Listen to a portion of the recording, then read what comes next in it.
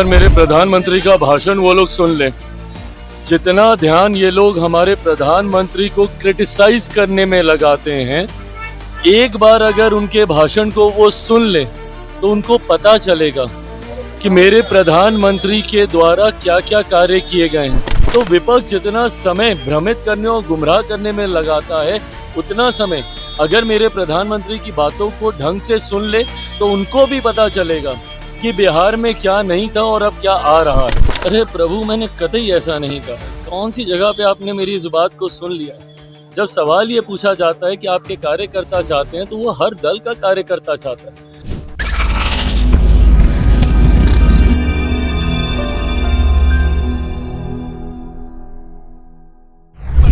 विपक्ष सवाल कर रहा है, कह रहा है कि अपने कामों का क्यों नहीं जवाब देते हैं, पुरानी सरकारों के बारे में क्यों राग अलाप रहे हैं। एक बार मेरे प्रधानमंत्री का भाषण वो लोग सुन लें। जितना ध्यान ये लोग हमारे प्रधानमंत्री को क्रिटिसाइज करने में लगाते हैं, एक बार अगर उनके भाषण को वो सुन लें तो उनको पता चलेगा कि मेरे प्रधानमंत्री के द्वारा क्या क्या कार्य किए गए हैं।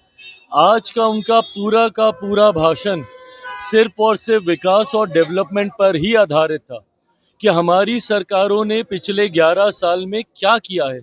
केंद्र की सरकार, और जब से बिहार में डबल इंजन की सरकार आई है, दरभंगा में एक और एम्स खोलने से लेके पटना के नए एयरपोर्ट टर्मिनल के उद्घाटन तक और हजारों करोड़ की योजनाएं अलग अलग सेक्टर में, आज भी लगभग 50,000 करोड़ की योजनाओं का शिलान्यास प्रधानमंत्री जी के द्वारा किया गया है। तो विपक्ष जितना समय भ्रमित करने और गुमराह करने में लगाता है, उतना समय अगर मेरे प्रधानमंत्री की बातों को ढंग से सुन ले तो उनको भी पता चलेगा कि बिहार में क्या नहीं था और अब क्या आ रहा है। चिराग जी, पर्यटन मंत्री कह रहे हैं कि बिहार में शराबबंदी है और इससे राज्य को नुकसान हो रहा है। बिहार में शराब चालू होना चाहिए, इस पर विचार करना चाहिए। नीतीश कैबिनेट के मंत्री राजू सिंह का बयान। भाई, अगर कभी ऐसा कोई औपचारिक प्रस्ताव आएगा तो पार्टी बैठ के अपना उसमें मत रखेगी, बट अभी ऐसे ही किसी एक विषय और जो कि पूरी तरीके से नीति पॉलिसी मैटर है, उस पे हल्के से कोई बयानबाजी करना कतई उचित नहीं। सवाल है चिराग जी, आपने कहा कि आपके कार्यकर्ता चाहते हैं कि मुख्यमंत्री आप बने, एक ऐसे ओहदे पर पहुंचे जहां आपके कार्यकर्ता चाह रहे हैं। चिराग जी, इसको कैसे समझा जाए? अरे प्रभु, मैंने कतई ऐसा नहीं कहा। कौन सी जगह पे आपने मेरी इस बात को सुन लिया? जब सवाल ये पूछा जाता है कि आपके कार्यकर्ता चाहते हैं, तो वो हर दल का कार्यकर्ता चाहता है। मैं खुद कार्यकर्ता होने के नाते मेरे नेता, मेरे पिता आदरणीय रामविलास पासवान जी को बिहार के मुख्यमंत्री पद पे ही नहीं बल्कि देश के प्रधानमंत्री के पद पे मैं देखना चाहता था। ये हर कार्यकर्ता की भावना अपने नेता के प्रति होती है और होनी भी चाहिए, और उसका हम सब सम्मान करते हैं।